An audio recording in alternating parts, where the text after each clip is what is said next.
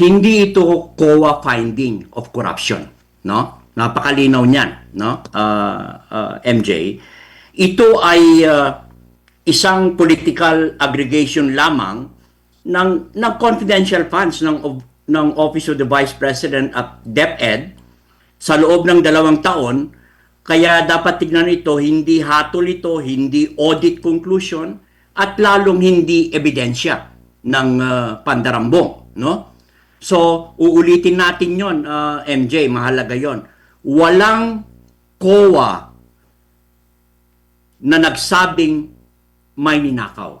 Hindi ito accountability, MJ, no? Ito ay malinaw na political selectivity.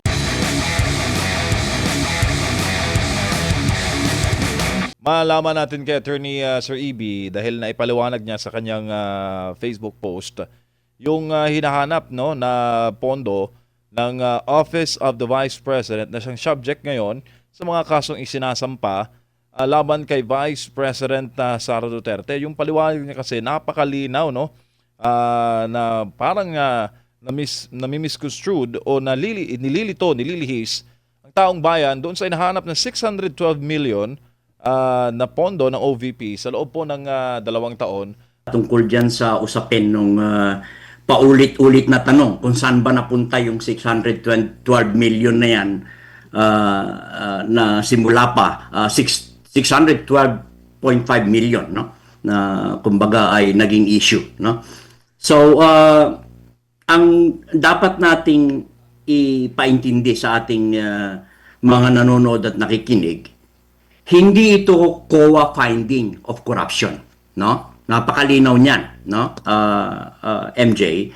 Ito ay isang political aggregation lamang ng confidential funds ng Office of the Vice President at DepEd sa loob ng 2 taon.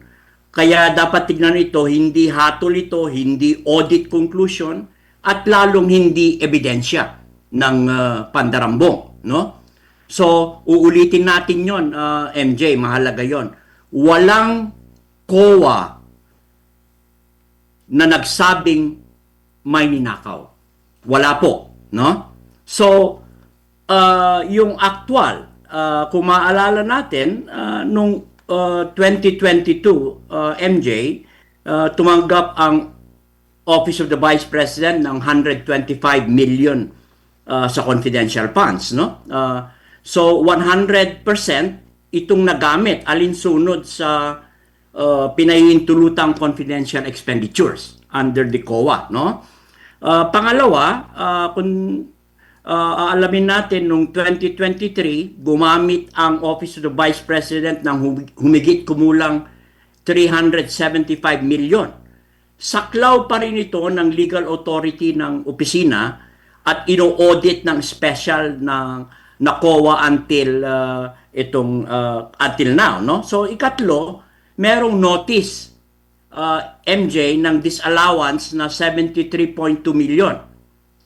Ngunit kung maalala natin, dahil sa kakulangan sa dokumento, hindi dahil sa pagnanakaw at hindi pa final, may karapatan na ipaliwanag itong mga disallowance na ito, no?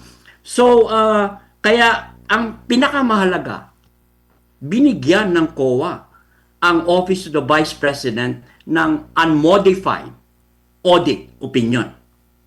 Ano ang ibig sabihin nito? Ano ang significance nito? Ang significance nito ay maayos, legal, at wasto ang financial reporting ng Office of the Vice President. So, kung may korupsyon, hindi ito ang magiging audit opinion ng COA. Tandaan natin na independent body ang COA. Siya ang tinalaga ng ating saligang batas, MJ, no? So, ang tanong dyan ay saan ginamit ang confidential funds? Ito na yung kadalasan na tinatanong na ibinabato, no? Ng mga church groups na katunayan ay nakita ko ay may plunder charges na kapafile pa lang, no? Dapat nating maipaliwanag nito na malinaw ito na gamit sa ilalim ng Joint Circular 2015-01, no? At lalabas din ito. In fact, may Senate investigation tungkol dyan. But because they are confidential funds, kaya nga tinawag na confidential, hindi pwedeng sabihin. Pero babanggitin natin yung overview kung saan ginagamit ang confidential funds. Hindi ito palamuti sa budget, no? Gamit nga ito sa Joint Circular 2015-01. Kabilang dito, MJ, yung number 1, surveillance laban sa bantan sa seguridad. Malinaw yan. Yung kontra-terorismo, yung proteksyon sa mga opisina at sibilyan, yung intelligence gathering laban sa destabilization, yung information para sa law enforcement coordination. So, alam natin na nung 2022-2023 MJ, hinirap ng bansa ang pinaigting na aktibidad ng armadong insurgency, dokumentadong recruitment sa mga estudyante, no, at professional, yung mga disinformation campaign laban sa Estado. So, mismong liderato ng CPP-NPA, kabilang ang yumaong si Joma Sison, ay hayagang umamin at nagturo ng mga front organizations, di ba? Naging diskusyon natin yan sa iyong programa, MJ. Kaya hindi ito, MJ, linawin natin kasi may ruling ng Supreme Court, hindi ito red tagging. Ito ay dokumentadong realidad. Kaya mag-ingat lang tayo dahil hindi lahat ng kritiko ay rebelde. Hindi lahat ng aktivista ay kalaban ng Estado. Ngunit, hindi rin maaring magkunwari na walang infiltration. Lalo na kung ang insurgent leadership mismo yung nagsabi at umamin na ito yung mga front organizations natin. No? Ang kailangan ay eksaktong ebidensya. Ang kailangan ay legal na proseso. At of course, paggalang sa karapatang pantao, hindi pananahimik, hindi propaganda, no? So ang malaking tanong para sa sambayanan, habang inuusisa ang Office of the Vice President sa daang milyon, may isang tanong na ayaw sagutin ng marami. Ito yung nababanggit din ng ating kasama ngayon na ating guest, at iba't iba pang mga guest ninyo.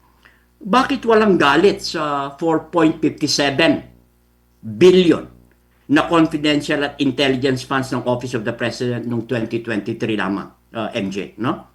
So, para sa konteksto nito, MJ, 10.4 billion ang kabuang secret funds ng gobyerno sa isang taon.